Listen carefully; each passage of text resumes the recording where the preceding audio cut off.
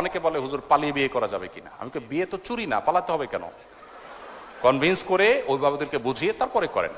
এই চ্যালেঞ্জগুলো ওভারকাম করতে হবে। আপনি যুবক মানুষ, বিশ্ব জয় করবেন কিভাবে? শুধু বিয়ে যদি করতে না পারেন বাপ মাকে বুঝিয়ে। বিয়ে করার ব্যাপারে বাপ মাকে যদি ভালো করে বোঝাতে না পারেন, আপনি দুনিয়া জয় করবেন কোত্থেকে? এই ছোট কাজটা যদি না পারেন, চ্যালেঞ্জ নিতে হবে, কিন্তু তাদেরকে বোঝানোর চেষ্টা করতে হবে। অভিভাবকরা যদি বিবাহ না দেন তারা গুনাহগার হবেন। এখন আপনার অভিভাবকদেরকে আপনি বোঝাতে পারছেন না, কি করবেন? আমি বলবো যদি পারেন অভিভাবকদেরকে আমার অফিসে নিয়ে আসবেন। যদি আপনি আনতে পারেন আমি ইনশাআল্লাহ চাচা চাচিকে বোঝানোর চেষ্টা করব ইনশাআল্লাহ। আমি পল্টনের একটা হোটেলে গিয়েছি একটা প্রোগ্রামে, এক যুবক তার বাবাকে হাত ধরে নিয়ে আসছে আমার কাছে, এসে বলছে হুজুর এই আমার বাপ অনেক বলছে বিয়ে দেয় না, তো বলেন।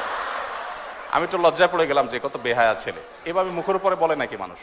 সেদিন এক যুবক একটা দারুণ আইডিয়া দিল, বললো যে ভাই আর্লি ম্যারেজের যে উপকারিতা, এটা নিয়ে আপনার একটা বক্তব্য ছিল, আব্বা আম্মাকে তো আসলে ডাইরেক্ট বলাও যায় না, তো ওই বক্তব্যটা ইউটিউবে চালাই দিয়ে আমি টয়লেটে চলে গেছি।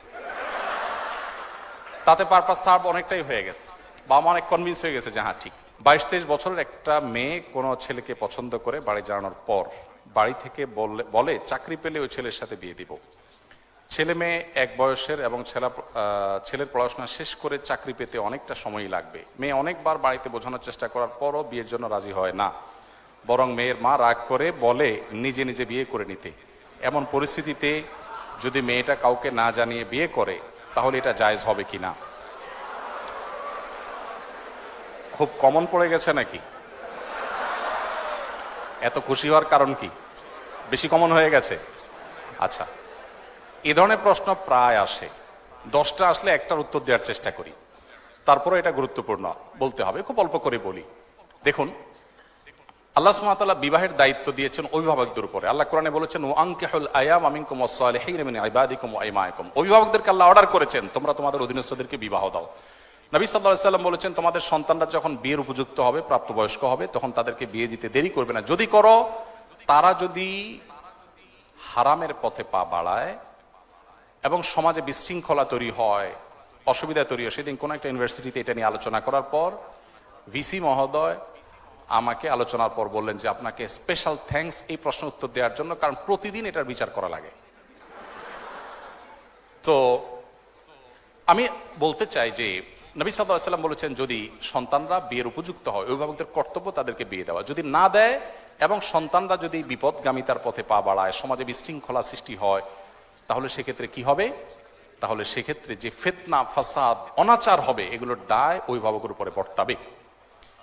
হারাম রিলেশন যারা করছেন, এখানে মূল প্রশ্ন যাওয়ার আগে একটা কথা বলা দরকার ছিল, সরি আমি ওখানে একটু ব্যাক করছি। সেটা হলো বিবাহের আগে ছেলে মেয়েদের মধ্যে পরস্পরকে তথাকথিত ভালোবাসা নিবেদন করার নামে, প্রেম নিবেদনের নামে বছরকে বছর যে হারাম রিলেশন থাকে, এটা ইসলাম কেন হারাম করেছে? দেখুন, ডক্টর খন্দকার আব্দুল্লাহ জাহির রহমাতুল্লাহর চমৎকার একটা অ্যানালাইসিস আছে এই ব্যাপারে। স্যার বলেন যে দেখেন, একটা সাইক্লোনে, একটা ঘূর্ণিঝড়ে একটা দেশের বেশিরভাগ মানুষ মারা যেতে পারে, ওইটা আবার রিকভার করা সম্ভব। কিন্তু কোন জাতির মধ্যে যদি একবার এই টেন্ডেন্সি আছে যে আমরা সন্তান গ্রহণ করব না, বৈবাহিক জীবন যাপন করব না, সাংসারিক জীবন যাপন করব না, এই প্রবণতা যদি কোনো জাতির মধ্যে একবার আসে, তখন মানব সভ্যতার অস্তিত্বই হুমকির মধ্যে পড়বে। কিভাবে? আজকের উন্নত পৃথিবীর যে কোনো দেশ আপনি তাকান, পশ্চিমের যে কোনো দেশের দিকে তাকান, এমনকি পূবেও তাকান, কয়দিন আগে দেখবেন কানাডা আমাদের দেশ থেকে গণহারে ভিসা দিয়ে লোক নিছে। আমি তো অবাক হয়ে গেছি শুনে যে ব্যাপার কি, এত বেশি লোক নিচ্ছে কেন? পরে শুনলাম যে তাদের দেশের লোকের টান পড়ছে, আমার দেশ থেকে লোক নিয়ে যাচ্ছে। আপনারা স্টুডেন্ট ভিসা যখনই দাঁড়ান কোন এম্বাসিতে, একটু মোটামুটি যোগ্য ছাত্র হলে আর দেরি করে না, সাথে সাথে তারা নিয়ে যাচ্ছে। ব্যাপার কি? আমি ভিজিট ভিসার জন্য গেলে আমাকে তো ভিসা এরকম দেয় না, আপনাকে তো বেশি দিচ্ছে কেন? তাদের দেশে আসলে পর্যাপ্ত লোক নেই। এখন প্রত্যেকটা উন্নত দেশে, আপনারা সবাই জানেন আমার চাইতে বেশি, প্রত্যেকটা উন্নত দেশে সন্তান হলে সরকার তার জন্য বাবা মাকে ভাতা দেয়, 2টা হলে আরো বেশি দেয়, 3টা হলে আরো বেশি দেয়, মানে সন্তান যেন হোক সরকার চায়। কিন্তু বাস্তবতা হলো তাদের দেশে এমন ভাবে জেনারেশন গ্যাপ তৈরি হচ্ছে যে দেশ চালাবার মতো পর্যাপ্ত মানুষের নেই। ওই যে বিবাহকে তারা ডিনাই করেছে, বিবাহ বহির্ভূত সম্পর্ককে অ্যাপ্রিসিয়েট করেছে, তার পরিণতি তারা ভোগ করছে, আরো হয়তো চরম পরিণতি অপেক্ষা করছে। তো এই জন্য বিবাহ বহির্ভূত সম্পর্ক হালাল নয়, এখান থেকে বেরিয়ে আসতে হবে। অভিভাবকরা যদি বিবাহ না দেন তারা গুনাহগার হবেন। এখন আপনার অভিভাবকদেরকে আপনি বোঝাতে পারছেন না, কি করবেন? আমি বলবো যদি পারেন অভিভাবকদেরকে আমার অফিসে নিয়ে আসবেন। যদি আপনি আনতে পারেন, যদি আপনি আনতে পারেন, আমি ইনশাআল্লাহ চাচা চাচিকে বোঝানোর চেষ্টা করব ইনশাআল্লাহ। আমি পল্টনের একটা হোটেলে গিয়েছি একটা প্রোগ্রামে, তো এক যুবক তার বাবাকে হাত ধরে নিয়ে আসছে আমার কাছে, এসে বলছে, হুজুর এই আমার বাপ অনেক বলছে বিয়ে দেয় না, তো বলেন। আমি তো লজ্জায় পড়ে গেলাম যে কত বেহায়া ছেলে, এভাবে মুখের উপরে বলে নাকি মানুষ? তো বাবা মাদেরকে যদি আপনারা বুঝাইতে না পারেন, তো সেক্ষেত্রে অনেক বুদ্ধি আছে। সেদিন এক যুবক একটা দারুণ আইডিয়া দিল, বললো যে ভাই আর্লি ম্যারেজের যে উপকারিতা, এটা নিয়ে আপনার একটা বক্তব্য ছিল, আব্বা আম্মাকে তো আসলে ডাইরেক্ট বলাও যায় না, তো ওই বক্তব্যটা ইউটিউবে চালাই দিয়ে আমি টয়লেটে চলে গেছি, তাতে পারপাস সার্ভ অনেকটাই হয়ে গেছে, বাবা মা অনেক কনভিন্স হয়ে গেছে যে হ্যাঁ ঠিক। তো যাই হোক, আমাদের বাবা মাদেরকে আমি অনেক সময় বলি, এখানে তো আর মুরব্বীরা নাই, ওনাদেরকে থাকলে আমি বলতাম, এবং অনেক সময় আমি বলি, আমাদের মুরব্বীরা বাবা মারা ওনারা যে বয়সে বিয়ে করেছেন, এখনকার সন্তানদের সামনে সোশ্যাল মিডিয়া যে ফিতনার সয়লাভ চলছে, তাদের তার চাইতে বেশি আর্লি বিয়ে করার প্রয়োজন হয়। আমি অনেক জায়গায় বলেছি যে আমি কিন্তু এই বয়সে নানা হয়ে গেছি, কেউ বিশ্বাস করে না, আমি এখন এই বয়সে নানা হয়ে গেছি, ইনশাল্লাহ দাদা হতে যাচ্ছে আল্লাহ চাহেন তো।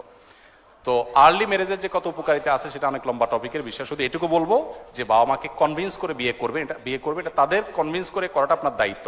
হানাফি মাযহাব অনুযায়ী প্রাপ্তবয়স্ক মেয়ে নিজে নিজে সিদ্ধান্ত নিয়ে বিয়ে করলে বিয়েটা বাই ল কোরআন হাদিসের আলোকে শুদ্ধ হয়ে যাবে, যদিও অন্যান্য ইমামদের মতে অভিভাবকের সম্মতি ছাড়া মেয়ের বিয়ে বিশুদ্ধ হবে না। তো এই জায়গাটাতে আমি বলবো বোনদেরকে, ভাইদেরকে, যে বাবা মাকে কনভিন্স করার চেষ্টা করুন, নানাভাবে কনভিন্স করার চেষ্টা করুন, এটা সিরিয়াস ইস্যু, এবং তাদেরকে জানিয়ে বিয়ে করা ভালো। অনেকে বলে হুজুর পালিয়ে বিয়ে করা যাবে কিনা, আমি বিয়ে তো চুরি না, পালাতে হবে কেন? কনভিন্স করে অভিভাবকদেরকে বুঝিয়ে তারপরে করেন। এই চ্যালেঞ্জগুলো ওভারকাম করতে হবে। আপনি যুবক মানুষ, বিশ্বজয় করবেন কিভাবে শুধু বিয়ে যদি করতে না পারেন বাপ মাকে বুঝিয়ে? বিয়ে করার ব্যাপারে বাপ মাকে যদি ভালো করে বোঝাতে না পারেন, আপনি দুনিয়া জয় করবেন কোত্থেকে? এই ছোট কাজটা যদি না পারেন, চ্যালেঞ্জ নিতে হবে, কিন্তু তাদেরকে বোঝানোর চেষ্টা করতে হবে। আর কত বুদ্ধি দিব, একটা ছোট টিপস দিয়ে শেষ করি। এলাকার ইমাম সাহেব হুজুরের সাথে বাইল করবেন, হুজুরে ভালো করে চা নাস্তা খাওয়ায় বলবেন, হুজুর আমার আব্বাকে একটু এই বিষয়টা ভালো করে বুঝান, দেখবেন হুজুর ইনশাআল্লাহ কনভিন্স করে ফেলেছে। তো যে কোনো ভাবে বাবা মাকে সন্তুষ্ট করে করার চেষ্টা করুন। যদি না করেন, নিজেরা করতে চান গুনাহ থেকে বাঁচার জন্য, আর কোনো উপায় নাই, সেক্ষেত্রে বললাম যে হানাফি থট অনুযায়ী বিয়ে বিশুদ্ধ হয়ে যাবে, যদি অন্যান্য ইমামদের মতে হবে না। অ্যালকোহল বিভিন্ন ঔষধে দ্রাবক হিসাবে ব্যবহার করা হয়, এর স্বল্প পরিমাণ তো নেশা তৈরির জন্য যথেষ্ট নয়, তাহলে এসব ক্ষেত্রে এসব ঔষধের ব্যাপারে শরিয়া কি বলে? আরব অনারব সারা বিশ্বের সমস্ত উলামা ইকরামের ফতোয়া এক্ষেত্রে রয়েছে একই, সেটা হলো যেই অ্যালকোহল আঙ্গুর থেকে বা খেজুর থেকে তৈরি নয়, কিশমিশ থেকে তৈরি নয়, সেই অ্যালকোহল নাপাক নয়, পাক, অর্থাৎ শরীরে লাগলে নাপাক হবে। এটা হলো পাক নাপাকের ব্যাপার। এবার খাওয়া হালাল হারামের ব্যাপারটা হলো, যদি এরকম কোনো অ্যালকোহল থাকে যেটা কেমিক্যাল হিসেবে ইউজ করা হয়, অথবা ঔষধে সেটা প্রয়োগ করা হয়, পরিমাণে অনেক কম থাকে এবং ওই দুটি ছাড়া অন্য কোনো কিছু দিয়ে তৈরি, তখন সেই অ্যালকোহল পান করে, মানে পরিমাণ যদি এত কম থাকে যেটা পান করলে নেশা হবে না, তখন সেটা মেডিসিনে থাকলে সেই মেডিসিন গ্রহণ করা জায়েজ আছে, সেটি হারাম নয়। এ ব্যাপারে ইসলাম কিউএ বিশ্ববিখ্যাত ইসলামী প্রশ্নোত্তর ওয়েবসাইট, সেখানে শেখ মোহাম্মদ সালেহ মুনাজ্জিদ হাফিজাউল্লাহ তার ফতোয়া রয়েছে। কাতার ভিত্তিক ফতোয়ার বিশ্ববিখ্যাত ওয়েবসাইট মার্কাজুল ফতোয়া ইসলামিক ওয়েব, সেখানকার ফতোয়া রয়েছে। আমাদের দেশের ফতোয়া রয়েছে ওলামা একরামের, সবগুলো প্রায় একই রকম। অর্থাৎ এখানে যে স্বল্প পরিমাণ ইয়ে থাকে, আপনার অ্যালকোহল থাকে, এবং সেটা নেশার উদ্রেক করে না, যদি নেশার উদ্রেক না করে এরকম কম পরিমাণ থাকে, এবং যেটা ওই যে নিষিদ্ধ যেটা পড়ে তার আওতায় নয়, তো এটা থাকলে সে মেডিসিন অ্যাডভাইস করা বা সেটা সেবন করা কোনোটাই শরীরের দৃষ্টিকোণ থেকে নাজায়েজ নয়। আরেকটা মৌলিক কথা বলে রাখি, যদি কোনো পেশেন্টের জন্য এমন কোনো ঔষধ ছাড়া বিকল্প কোনো পথ না থাকে যেটা আসলে শরীয়ত দৃষ্টিকোণ থেকে হালাল নয়, কিন্তু অ্যাজ এ মেডিসিন সেটার কোনো বিকল্প যদি না থাকে, শরীয়ত সেটাকে জায়েজ করে মানুষের জীবন রক্ষার প্রয়োজনে। এরপরে প্রশ্ন হলো, আমি জানি সালাতের পর সম্মিলিত মুনাজাত নবী করিম সাল্লাল্লাহু আলাইহি সাল্লামের সুন্নাহ দ্বারা সাব্যস্ত নয়, আবার রাসূল সাল্লাল্লাহু আলাইহি সাল্লামের বৃষ্টি চেয়ে সম্মিলিতভাবে মুনাজাত করার কথাও জানি, তাহলে সমন্বয় কিভাবে? খুব দরকারি প্রশ্ন। আমি একবার ঢাকায় বৃষ্টি হচ্ছিল না গেল বছর, তার আগের বছর, তখন আমাদের ফাউন্ডেশন অফিসের পাশে আফতাবনগরে আমরা বৃষ্টি প্রার্থনার নামাজ পড়েছি।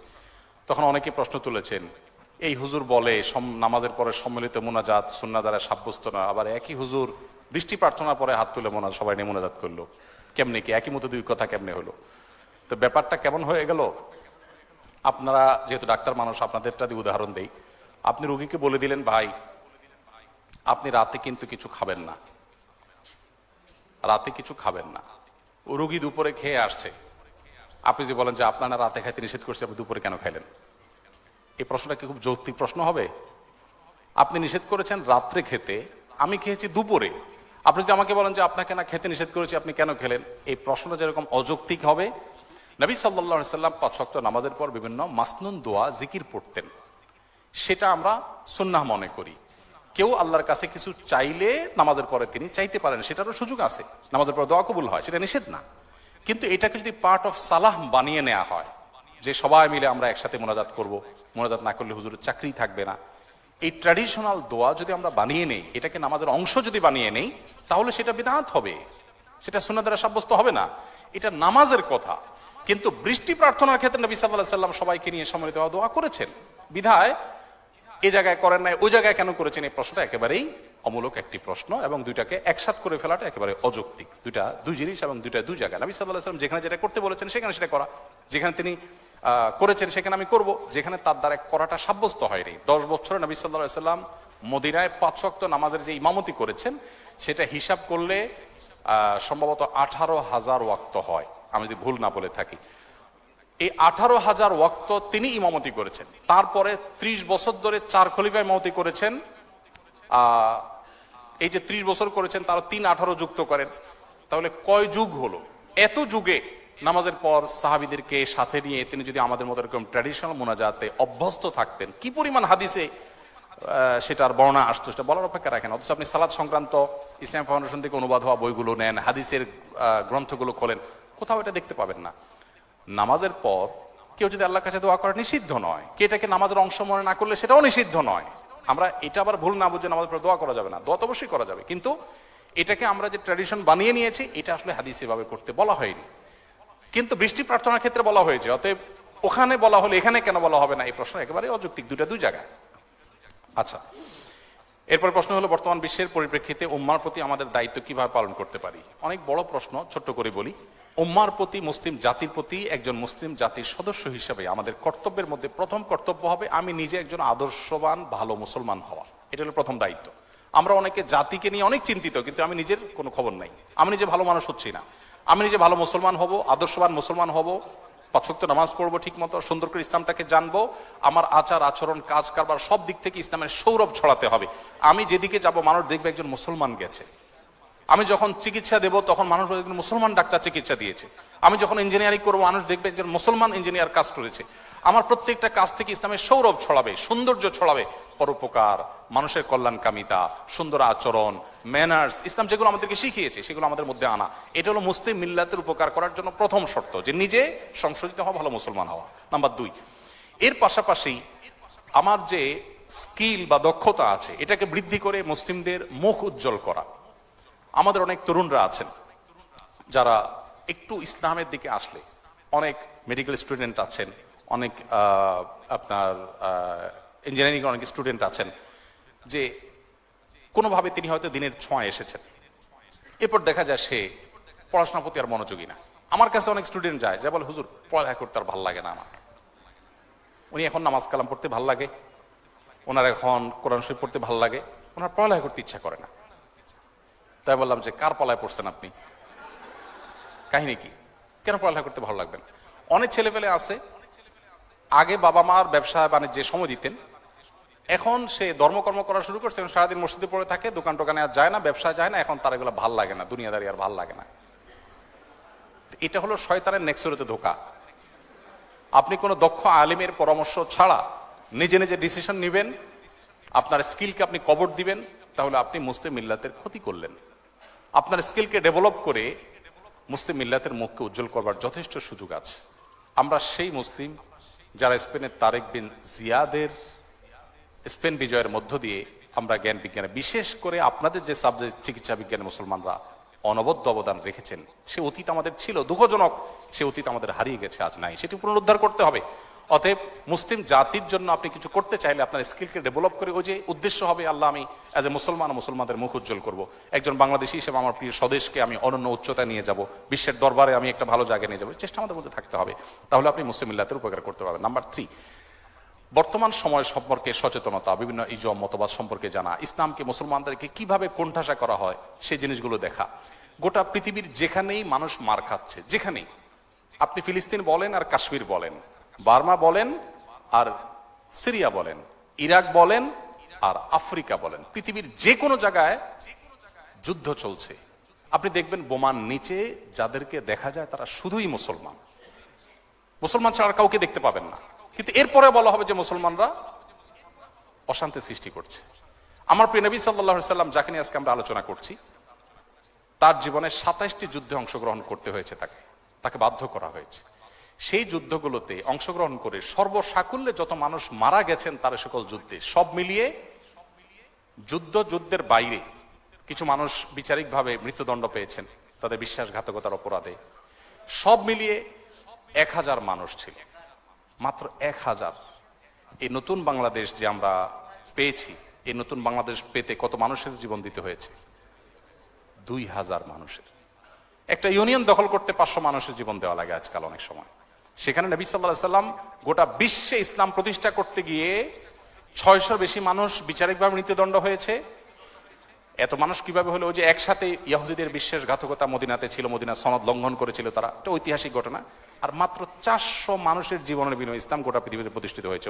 অথচ দুইটি বিশ্বযুদ্ধে 100 মিলিয়নের বেশি মানুষ নিহত হয়েছে, মুসলমানরা করেছে।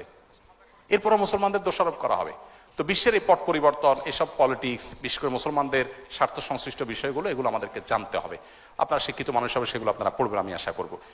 এগুলোর মধ্য দিয়ে আপনি মুসলিম জাতির করণীয়, মুসলিম জাতির সদস্য হিসেবে আপনার করণীয় আপনি ঠিক করতে পারবেন, আপনি চূড়ান্তভাবে সঠিক সিদ্ধান্ত নিতে পারবেন ইনশাআল্লাহ।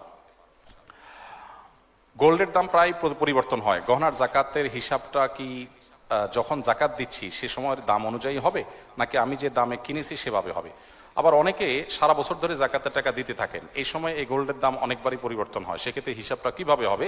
যখন টাকা দেওয়া শুরু করব তখনকার দরদাম অনুযায়ী, নাকি বছরে যে সময় শেষ হবে তখন তার দরদাম অনুযায়ী? খুবই সংক্ষিপ্ত উত্তর, আপনি যখন জাকাত ক্যালকুলেশন করবেন, আপনার জাকাত বর্ষ যখন পূর্ণ হবে তখন আপনার কি কি অ্যাসেট আছে সব হিসাব করবেন, ওই সময় ওই গোল্ডের বিক্রয় মূল্য যেটা আছে সেটা হিসাব করে আপনি জাকাত কাউন্ট করবেন।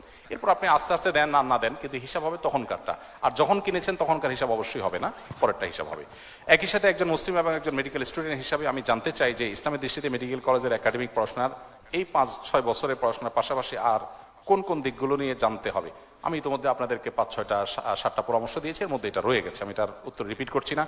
ইসলাম বহির্ভূত কোনো দেশ বা ইসলামের চর্চা তেমন করা হয় না, এরকম কোন দেশে উচ্চশিক্ষার জন্য পড়তে যাওয়া ধর্মীয় দৃষ্টিকোণ থেকে কতটা উপযুক্ত?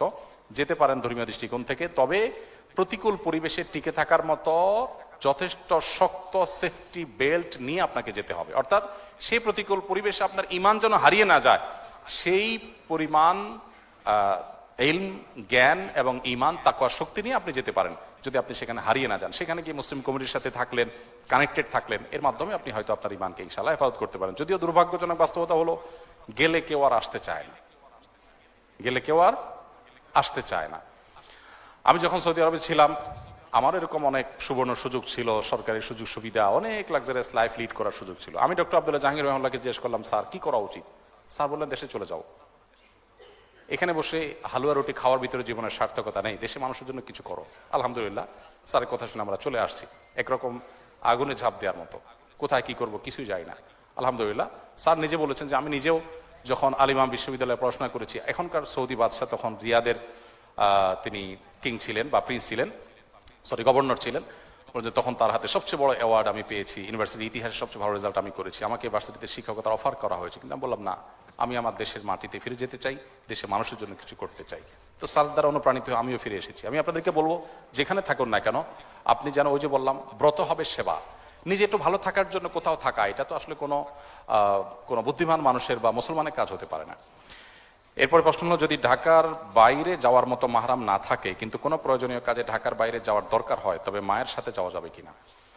মা তো আসলে নিজেই একজন মহিলা, আপনার একজন পুরুষ মাহরাম লাগবে সফরের দূরত্বে যেতে হলে। ঢাকার বাইরে আর ঢাকার ভেতরে ইস্যু না, ইস্যু হলো সফরের দূরত্ব কিনা। সফরের দূরত্বে যেতে হলে আপনার মাহরামের প্রয়োজন হবে। আর সফরের দূরত্ব বলতে ওই যে 75 কিলোমিটার 77 কিলোমিটার, এত দূর যদি না হয়, এর কম যদি হয়, তাহলে আপনি সিকিউর ফিল করলে একা একা আপনি জার্নি করতে পারেন। কিন্তু শরীয়ত আপনার সেফটির জন্য এই কথাটা বলে। অনেক বোনরা বলেন যে ভাই কেমন কথা, ছেলেরা যেদিকে ইচ্ছা সেদিকে যেতে পারবে, আমরা চাইলেই যেতে পারবো না, সফরের দূরত্বে যেতে হলে একজন ছেলে আমার সাথে থাকতে হবে, কেমন কথা। আমি বলি দেখুন, এটা কেন করেছে শরীয়ত? আপনার সেফটির জন্য। আমি গত সপ্তাহে ইউরোপের কোথায় যেন সুইজারল্যান্ডের একটা জায়গায় কি যেন একটা লেক আছে খুব নাম করা, রেইনফল, সেই লেকের ওখানে গেছিলাম। তো আমাদের বাংলাদেশি এক ফ্যামিলির সাথে দেখা হলো হঠাৎ করে। আমরা কথা বলে তাদের সাথে আলাপ সালাপ করে আমরা নিচে নামলাম। লেক দেখে আমরা উপরে উঠতে উঠতে দেখি যে ভদ্রমহিলা হঠাৎ করে অসুস্থ হয়ে একদম পড়ে গেলেন এবং নাক দিয়ে রক্ত বের হচ্ছে। তার সাথে তার স্বামী ছিলেন, স্বামীর কোলায় মাথায়। আমরা ডাক্তার ডেকে আনলাম, অ্যাম্বুলেন্স ডেকে আনলাম, তিনি তাকে সেবা দিলেন। আমি তখন চিন্তা করলাম, এই ভদ্রমহিলা যদি একাকী থাকতেন, তার সাথে তার হাজবেন্ড না থাকতেন বা একজন পুরুষ মানুষ না থাকতেন, তো আজকে তার জন্য বিষয়টা কত জটিল হতো। একজন নারী তার সেফটির জন্য, তার নিরাপত্তার জন্য মাহরাম সাথে থাকার কথা শরীয়ত বলেছে। এখন যদি বলেন যে না, শরীয়ত তো আমাকে কোণঠাসা করে রেখেছে, তাহলে এটা ভুল ধারণা হবে। বোন আমার, আমাদের যারা যখন প্রেসিডেন্ট হিসেবে, মহামান্য প্রেসিডেন্ট হিসেবে দায়িত্ব পালন করেন, আমাদের প্রেসিডেন্টের থাকা অবস্থায়, প্রেসিডেন্টের দায়িত্ব পালন করা অবস্থায় কোনো প্রেসিডেন্ট যদি বলেন যে কতদিন হইল একটু কারণ বাজারে যায় মন মতো বাজার করি না, তার সাথে তার সেফটিতে দায়িত্বে থাকা মানুষদেরকে যদি বলা যায় সব সরে যাও, আমাকে একটু একটা দিয়ে একটু মন মতো একটু ঢাকার লোকাল বাসে উঠতে দাও, কি বলেন? তাকে কি দেওয়া হবে? কোনোদিন দেওয়া হবে না। বলে স্যার আপনার এই কথা মানা যাবে না স্যার, রাষ্ট্রের প্রয়োজনে আপনাকে নিরাপত্তা দিতে হবে। এখন উনি যদি মনে করেন যে এটা কেমন অবিচার, কই তাদের তো যাইতে কারোর সমস্যা হয় না, আমাকে কেন বাধা দিবা? এটা কোনো যৌক্তিক প্রশ্ন হতে পারে না। ঠিক একইভাবে আমাদের বোনদের এই মাহরামের বিষয়টা আমাদেরকে বুঝতে হবে। আমি নিয়মিত নামাজ রোজা করার চেষ্টা করি, অন্তত করে এক ওয়াক্ত কোরআন শরীফও পড়ি, কিন্তু মাঝে মধ্যে এমন হয় যে আমার আবার নামাজ পড়তে ইচ্ছা করে না। এমন না যে সেই সময় আমি আল্লাহর নাম নেই না, জিকির করি না, সবই করছি, আল্লাহর কাছে ক্ষমা চাইছি, সবই করছি। আমার শুধু নিজ আগ্রহ থেকে নামাজটা পড়তে ইচ্ছা করে না। এমনটা আগে হয়নি, ইদানিং এরকম হচ্ছে। অনেক দীর্ঘ আলোচনা করা দরকার, শুধু সংক্ষেপে এটুকু বলবো, নামাজের অন্তর্নিহিত তাৎপর্য নিয়ে অনেক বই আছে। আপনি এরকম একটা বই পড়েন। নামাজটা এটা আসলে গতানুগতিক কোনো বিষয় না। এখন আপনারা নিজেরা ডাক্তাররা, অনেক গবেষকরা গবেষণা করে আপনারাই আমাদেরকে বলছেন যে নামাজের ভিতরে আমাদের রুকু করি, সিজদা করি, আমাদের যে ব্যায়াম হয়, শরীরে যে উপকারিতা হয়, এই যে নবী সাল্লাল্লাহু আলাইহি সাল্লাম রাতের খাবার আগে খাইতেন, তারপর এশার নামাজ পড়তে যেতেন, এশার নামাজ পড়তে গিয়ে আপনার সিঁড়ি ভাঙা, দূরে যাওয়া, মসজিদে যাওয়া, উঠবস করা, ডাইজেস্ট হয়ে যায়, এরপরে তিনি বিছানে ঘুমাতে যেতেন। পুরো সুন্নাহ লাইফস্টাইল হলো সুস্থ থাকার জন্য অন্যতম গুরুত্বপূর্ণ একটা বিষয়। তো আপনি নামাজের যে অন্তর্নিহিত তাৎপর্য আছে, বিশেষ করে নামাজ যে আল্লাহর সাথে কানেক্টেড করে মানুষকে, কিভাবে আমাদের উপকার আসে, এটা যদি আপনি ভালো করে পড়েন, স্টাডি করেন, আমার মনে হয় যে আপনার নামাজের প্রতি আগ্রহ বৃদ্ধি হবে। সেই সাথে এবাদতের আগ্রহ কমে যাওয়ার জন্য গুনাহের একটা বিরাট প্রভাব থাকে। কোনো একটা পাপাচারে লিপ্ত হলে মানুষ এবাদতের স্বাদ কমে যায়, সেগুলো ছাড়তে হবে ইনশাআল্লাহ। আশা করে যে আল্লাহ তাআলা আপনাকে ফেরত আসার তৌফিক দান করবেন। এরপর প্রশ্ন হলো, মেডিকেল ক্যাম্পাসে অনেক স্টাডি পার্টনার দেখা যায়, ছেলে মেয়ে। আমার প্রশ্ন হলো, পড়াশোনার জন্য এভাবে অপোজিট জেন্ডারের ফ্রেন্ড বানানো কি জায়েজ হবে? দেখুন, আপনারা তো খুশি হওয়ার কারণ কি আমি বুঝলাম না। আচ্ছা যাক, দেখুন বিষয়টা হলো, আমার কথা নয়, আপনারা আমার চেয়ে ভালো জানেন, একজন পণ্ডিত বিজ্ঞানীর কথা, একজন ছেলে এবং একজন প্রাপ্তবয়স্ক ছেলে, প্রাপ্তবয়স্ক মেয়ে কখনো বন্ধু হতে পারে না।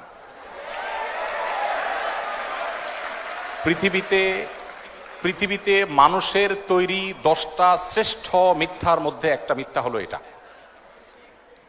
আপনি যদি বলেন যে না আমার কোনো অসুবিধা হয় না,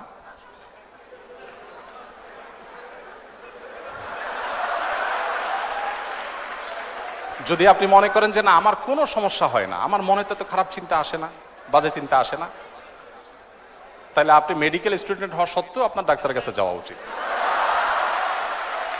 অথবা আপনি আপনার কথায় অসত্যবাদী, দুইটার একটা। দেখুন,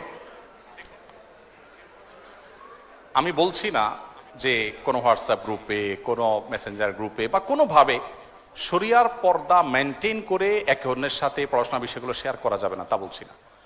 আপনি সেফটি নিশ্চিত করে যদি এটা করেন, আপনি অবশ্যই করতে পারেন, কিন্তু সেফটি নিশ্চিত করতে হবে। শরিয়া কেন পর্দার কথা বলেছে? দেখুন, গোটা পৃথিবীতে একটা প্রচেষ্টা দেখবেন যে আমাদের মুসলমানদেরকে মেয়েদের মুখোমুখি দাঁড় করানো হয়, যেন মেয়েদের বিরুদ্ধে ইসলাম সবকিছু করেছে। আমরা গত পরশুদিন সম্ভবত বুয়েটে আলোচনা করেছিলাম যে আমাদের প্রিয় নবী সাল্লাল্লাহু আলাইহি ওয়াসাল্লাম নারীদের জন্য কি করেছেন। খুব বেশি সময় পাই না, যতটুকু পাইছি আমি চেষ্টা করেছি বলার। আপনি যদি এটা নিয়ে পড়াশোনা করেন আপনি অবাক হবেন। আজকের নারীবাদের স্লোগান ধরা মানুষগুলোর জন্মের ১৫০০ বছর আগে প্রিয় নবী সাল্লাল্লাহু আলাইহি ওয়াসাল্লাম নারীদেরকে পাতাল থেকে তুলে আকাশে রেখে গেছেন। অনেক আলাপ, সেদিকে আমি যাব না। আমি শুধু এটুকু বলবো যে আল্লাহ রাব্বুল আলামিন যে বিধানগুলো দিয়েছেন আমাদের কল্যাণার্থে দিয়েছেন, আমাদের ক্ষতির জন্য দেননি। আমরা মানুষ তার বিরুদ্ধে নিজেদের বুদ্ধি থেকে অনেক কিছু এক্সপেরিমেন্ট করতে গিয়ে একটা সময় আমরা সারেন্ডার করতে বাধ্য হই। আপনি পশ্চিমে দেখেন, পশ্চিমা পৃথিবীতে দেখেন, নারীদেরকে ইসলামের মুখোমুখি করার চেষ্টা করা হওয়া সত্ত্বেও সেখানে ইসলাম গ্রহণকারী মানুষদের মধ্যে পুরুষদের চাইতে নারীদের সংখ্যা সবচাইতে বেশি। আজকেও দেখলাম অনেকগুলো কম্পিটিশন আমার বোনরা এগিয়ে আছেন। আমরা সুন্নাহ ফাউন্ডেশন থেকে যে কটা কম্পিটিশনতে বেশিরভাগ ক্ষেত্রে দেখি ছেলেদের চাইতে মেয়েরা এগিয়ে আছে। তার মানে ছেলেরা ফাঁকি ঝুঁকি বেশি করে, মেয়েরা তুলনামূলক একটু বেশি সিরিয়াস। তো বোনদের সাথে ভাইদের অর্থাৎ ছেলে মেয়েদের পরস্পর যদি পড়াশোনার বিষয়গুলো শেয়ার করতে গিয়ে ফিতনামুক্ত পরিবেশে করা যায়, যেখানে আসলে কোনো প্রকার ফিতনার আশঙ্কা থাকবে না। হতে পারে সেখানে অনেকে আছেন, একান্তে একজন একজন নাই, শুধুমাত্র একজন এবং একজন যদি হয়, অর্থাৎ একজন ছেলে একজন মেয়ে, তখন অন্টন আলাপ করতে করতে সেখানে নানাবিধ ফিতনার দিকে চলে যায়, নানাবিধ শয়তান মনের ভিতরে ওয়াসওয়াসা নিয়ে আসে। দিন শেষে আমরা মানুষ, গোটা পৃথিবীতে আপনি দেখেন এই উন্মুক্ততা এবং পর্দাহীনতার যে কালচার, এই কালচারকে যারা ডেভেলপ করেছে তাদের কোথাও মেয়েরা সেফ নেই, নিরাপদ নাই। আপনি এখানে যতই বলেন যে ভাই সবাই ভালো হয়ে গেলে হয়, মনটাকে ভালো করলেই তো হয়, এই মুখরোচক অনেক স্লোগান আপনারা শুনতে পাবেন। এর চাইতে ভুয়া কথা, বোগাস কথা আরেকটা আপনি পাবেন না। কিসের মন ভালো করা? মন ভালো করলে যদি ঠিক হয়ে যায়, তা আমার প্রশ্ন হলো আপনি ব্যাংক থেকে টাকা তুলে কেন ব্যাগে লুকায় লুকায় নেন? আমাদের চোর ভাইরা সবাই মন ভালো করলেই তো হয়ে যায়। সেখানে ওয়াজ কেন করেন না যে ভাই সবাই মনটা ঠিক করেন, কেন আমার টাকা ঢাকতে হবে, আমার টাকা আমি ওপেন নিয়ে যাবো, আপনি আপনাকে সেভ করেন, এটা কেন বলেন না? যাই হোক, এটা আমি দীর্ঘ আলোচনা যাব না। তো এই বিষয়টাকে মেনটেন করে আপনি করতে পারেন, সেটা ইসলাম আপনার জন্য জায়েজ রেখেছে। আমরা যে প্রথম বর্ষে পড়াশোনার জন্য মানব কঙ্কাল কিনে পড়ি এবং পরবর্তীতে সেটা বিক্রি করি, এটা ইসলামী দৃষ্টিতে কতটুকু জায়েজ? ইসলামী দৃষ্টিতে এটা জায়েজ নাই। আমি জানি আপনারা প্রায় সবাই এটা করেন, কিন্তু এটা জায়েজ নাই। কেন জায়েজ নাই? দেখুন, ইসলাম মানব জাতিকে সম্মানিত করেছে। আল্লাহ বলেছেন ওয়ালাকাদ কাররামনা বানি আদম, আমি আদম সন্তানকে সম্মানিত করেছি। এজন্য মানুষের শরীরে কোনো অংশ বিক্রি করা ইসলাম জায়েজ রাখেনি, এটা পণ্য নয়। যদি গবেষণার প্রয়োজনে কোনো অংশ নিয়ে গবেষণা করতে হয় বা মানুষের শরীরের কোনো অংশ একজন অন্যজনকে দিতে হয়, সেটা বিনা পয়সায় দিতে হবে, এটা চ্যারিটি থাকতে হবে। রক্ত দিলেও কেউ বিক্রি করতে পারবে না। শরিয়া দৃষ্টিকোণ থেকে রক্ত দান করবে, এটা তার ইবাদত হিসাবে সওয়াবের জন্য দিবে। এখন আপনি হয়তো বলবেন যে বস্তুবাদের এই পৃথিবীতে এটা কি সম্ভব? সবকিছুই সম্ভব হবে মানুষ যদি আসলে সদিচ্ছা রাখে। আমরা যখন সুদের ব্যাপারে বলি যে ঋণ দিতে হবে সুদমুক্ত, তখন বলে ভাই সুদমুক্ত ঋণ কেউ দিবে পৃথিবীতে? সুদের এই ডেভেলপমেন্ট পৃথিবীতে যতদিন না হয়েছে, শত শত হাজার বছর পর্যন্ত মুসলমানরা যখন বিশ্ব শাসন করেছে, তখন সুদমুক্ত অর্থনীতি কিভাবে তারা দাঁড় করিয়েছিল সে বিষয়ে স্টাডি এবং বহু গবেষণা আছে। সো আমরা বানিয়ে নিয়েছি একটা পৃথিবী, স্বার্থপর পৃথিবী, যেখানে থুতু ফেলতে মানুষ স্বার্থ ছাড়া ফেলে না। সেখানে আসলে এগুলো চিন্তা করা একটু কঠিন, কিন্তু বাস্তবতা হলো ভিন্ন। এটা অবশ্যই আমাদেরকে দেখতে হবে। যখন মুসলমানদের উপরে গণহত্যা চালাচ্ছে একটি টেররিস্ট রাষ্ট্র, তখন সেই রাষ্ট্রকে সরাসরি অস্ত্র প্রদান করে সহায়তা করছে এমন সব দেশে উচ্চশিক্ষা বা ভ্রমণের উদ্দেশ্যে যাওয়া যাবে কিনা? উচ্চশিক্ষার উদ্দেশ্যে যেতে সমস্যা নেই। কেন নেই? আপনি যদি কাউকে শত্রু মনে করেন, আপনার শত্রু থেকে যদি কোনো সুবিধা আদায় করতে পারেন, সেটা ভালো না খারাপ? আপনি যদি কোথাও যে পড়াশোনা করে আপনার জ্ঞানকে আরো বেশি শানিত করেন, যেখানে গেছেন তার সাথে যদি আপনার মতের পার্থক্য থাকে, সে আপনার বিরুদ্ধে শত্রুতায় লিপ্ত, সে আপনাকে দাস বানিয়ে রাখতে চায়, সাম্রাজ্যবাদী, কিন্তু আপনি তার কাছ থেকে জ্ঞান অর্জন করে আলোকিতই আপনার দেশে মানুষের উপকার দিক করবেন, তো ভালো খারাপ কি? আমাদেরকে অনেকে বলে আপনারা হুজুররা অমুকের বিরুদ্ধে বলেন, তমুকের বিরুদ্ধে, তাদের প্ল্যাটফর্ম ইউজ করে আবার আপনারা ওয়াজ নসিহত করেন। বলে না একটা কমন প্রশ্ন না? একটা হাস্যকর প্রশ্ন। কেন হাস্যকর প্রশ্ন? আমাকে একজন ঢেল মেরেছে আমাকে আঘাত করার জন্য, ওই ঢেলাটা আমি ধরে তার দিকে মেরে দিলাম, লাভ করলাম না লস করলাম? এখন আপনি যদি বলেন ভাই কাজটা কি ভালো হইলো? শত্রুর ঢেল মারলেন আপনি, এই প্রশ্নটা কোনো লজিক্যাল প্রশ্ন? আমি যদি ইহুদি তৈরি করা সোশ্যাল মিডিয়া ব্যবহার করে আমার আদর্শ প্রতিষ্ঠা করতে পারি, তো আমি তো তার ঢেল দিয়ে আমি তাকে মারছি। সমস্যাটা কোথায়? এই বিষয়গুলোকে আমরা অনেক সময় অনেক শক্ত করে ফেলি, অনেক কঠিন করে ফেলি। ইসলামে তো কঠিন না। সো আপনি জ্ঞান অর্জন করার জন্য অমুসলিম প্রধান দেশে অবশ্যই যেতে পারেন। আমি একসময় অনলাইনে গাছের একটা ছোট বিজনেস করতাম, এখন আর করি না, কিন্তু মাঝে মাঝে মনে হয় আমি অনিচ্ছাকৃত বা ভুলবশত অনেকেরই প্রাপ্য জিনিস দিতে পারিনি। ভুলবশত হয়তো আমি তাদের হক নষ্ট করেছি, এটা নিয়ে আমি খুব অনুতপ্ত। আমার করণীয় কি? এখন একটা কাজ করবেন, আমি নিজে করি, সেটা হলো কিছু দান করবেন এই নিয়তে যে আল্লাহ আমার অজান্তে কারোর অধিকার, আর্থিক অধিকার নষ্ট করে থাকতে পারি, আমি এই দানটা করছি আমি সব পাওয়ার জন্য না, ওই ব্যক্তির পক্ষ থেকে, যিনি আমার থেকে পাবেন আমি জানি না, আননোন সে ব্যক্তি।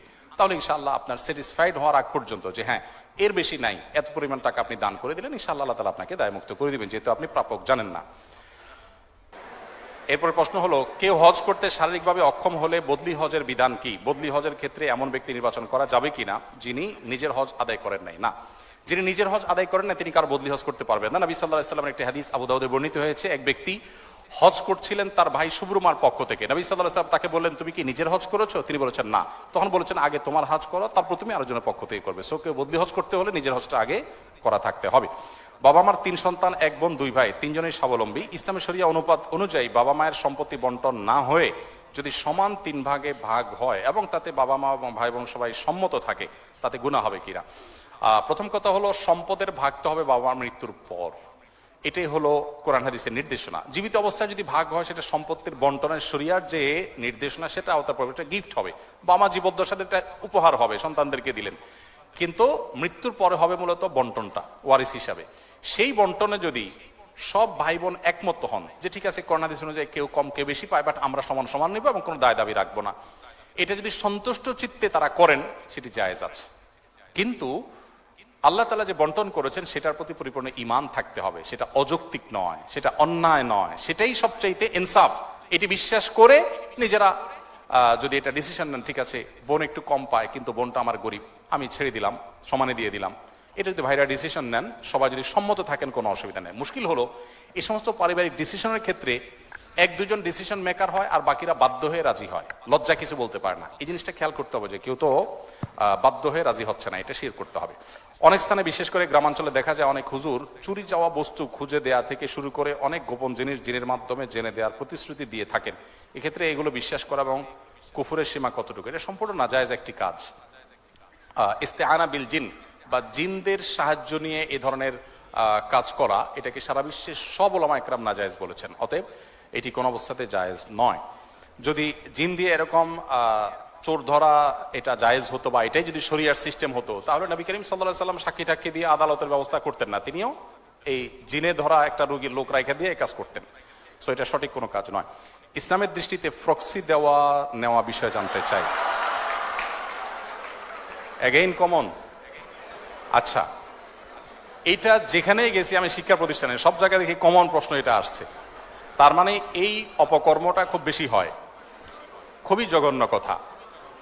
আপনি একজন স্টুডেন্ট অনুপস্থিত, আপনি আপনার দোস্তের হয়ে হাজিরা দিয়ে দিলেন, সে আসলে উপস্থিত না, তাহলে আপনি একটা মিথ্যার সাথে নিজেকে সামিল করলেন। কোন অবস্থাতে এটা জায়েজ হতে পারে না। এটা যে না জায়েজ এটা বোঝার জন্য তো পণ্ডিত হওয়ার প্রয়োজন নাই, কমন বিষয়, আমরা যে কেউ বুঝতে পারি। এই জন্য আমরা আশা করব যে এই জায়গা থেকে আমরা বেরিয়ে আসবো। আমরা জানি যে অনেক জিনিস থেকে বেরিয়ে আসা আমাদের জন্য চ্যালেঞ্জিং, কিন্তু বেরিয়ে আসতে হবে এবং চেষ্টাটা করতে হবে। প্রক্সি দেওয়াটাকে আমরা কোনো দোষী কিছু মনে করি না, বরং মনে করি যে আমার দোস্ত যেহেতু চাইছে সওয়াবের বিষয়ই হবে, একটা মানুষের উপকার করলাম, না সব উপকার সওয়াবের বিষয় না। একজন মানুষ অনুপস্থিত আছে, আমি তার উপস্থিতির ব্যাপারে সাক্ষ্য দিলাম, মানে আমি মিথ্যা সাক্ষ্য দিলাম, খুব ডেঞ্জারাস একটা বিষয়, কবিরা গুনাহ, হাসির বিষয় না, সিরিয়াস। এই জন্য যাদের অভ্যাস আছে, ভাই আমি একটু অ্যাবসেন্ট থাকলাম, অ্যাবসেন্ট থাকার কারণে আমার একটু ক্ষতি হলো, সেই ক্ষতি একজন মুসলমানের কাছে অনেক উত্তম ওই ক্ষতির চাইতে যে ক্ষতি করে তার জাহান্নাম ত্বরান্বিত করে, জান্নাত থেকে সে দূরে সরে। একজন মুসলমান আদর্শিকভাবে এরকম দেউলিয়া হতে পারে না। আমাদের এই দেশটাকে দুর্নীতিমুক্ত করবার জন্য সৎ মানুষ দিয়ে দেশটা পরিচালিত হবে, শাসিত হবে, সেটা আমরা স্বপ্ন দেখি, নতুন বাংলাদেশের স্বপ্ন দেখি। কিভাবে হবে? আপনি যদি স্টুডেন্ট লাইফে প্রক্সি দেন, আপনার যদি জন্ম তারিখ কম বেশি করে দেন শুধুমাত্র বেশি দিন চাকরি করার জন্য, অসততার উপরে ভিত্তি যদি থাকে আপনার কেরিয়ার, আপনার স্টুডেন্ট লাইফ, আপনি চাকরি জীবনে কি করবেন? এই জন্য সততার প্রশ্নে একজন মুসলমান কখনো কম্প্রোমাইজ করবে না, যে না সততার প্রশ্নে আমি কম্প্রোমাইজ করবো না, তাতে দোস্ত না খাওয়া হোক, আমি আমার জায়গায় থাকবো। আল্লাহ আমাদেরকে সেরকম মেরুদণ্ডওয়ালা মুসলমান হওয়ার তৌফিক দান করুন। আমরা মনে হয় শেষ করি, প্রশ্ন আরো অনেক আছে, আমরা ইনশাআল্লাহ রাত অনেক হয়েছে, আমি প্রশ্নগুলো নিয়ে যাচ্ছি ইনশাআল্লাহ। আমাদের জুমাবারে আমার পেজে যে ফেসবুক লাইভ হয়ে থাকে সেখানে ইনশাআল্লাহ আমরা প্রশ্নগুলোর উত্তর ধারাবাহিকভাবে দেওয়ার চেষ্টা করব ইনশাআল্লাহ। অনেক বেশি কথা হয়ে গেছে, এত বেশি কথা আমার বলার ছিল না। আমার পিতৃতুল্য, বড় ভাই তুল্য সিনিয়র ব্যক্তিবর্গ আছেন, স্যাররা আছেন, তাদের সামনে অনেক বেশি কথা বলা হয়ে গেছে। যদি সঠিক কিছু বলে থাকি সেটা আমার আল্লাহর তরফ থেকে, ভুল কিছু বলে থাকলে সেটি আমার এবং শয়তানের তরফ থেকে। আল্লাহ তাআলা আমাদের সবাইকে এভাবে এখানে যেভাবে আমরা একত্রিত হয়েছি ঠিক একইভাবে জান্নাতুল ফিরদাউস আমাদের সবাইকে একত্র হওয়ার তৌফিক দান করুন। নবী সাল্লাল্লাহু আলাইহি ওয়াসাল্লামের সিরাতের আলোকে আমাদের গোটা জীবনকে আলোকিত করার, সাজাবার তৌফিক দান করুন। এই আয়োজনের পেছনে যারা অক্লান্ত পরিশ্রম করেছেন, আমি জানি এ ধরনের একটা আয়োজনের পেছনে অনেক মানুষের অনেক পরিশ্রম থাকে, কর্তৃপক্ষের অনুমোদন থাকে, সাদদের অনেকের পৃষ্ঠপোষকতা থাকে, আমাদের শিক্ষার্থী ভাইদের অনেক পরিশ্রম থাকে। যারা যেভাবে পরিশ্রম করেছেন আল্লাহ তাআলা সবাইকে উত্তম বিনিময় দান করুন। জাযাকুমুল্লাহ খাইর। আসসালামু আলাইকুম ওয়া রাহমাতুল্লাহি ওয়া বারাকাতুহু।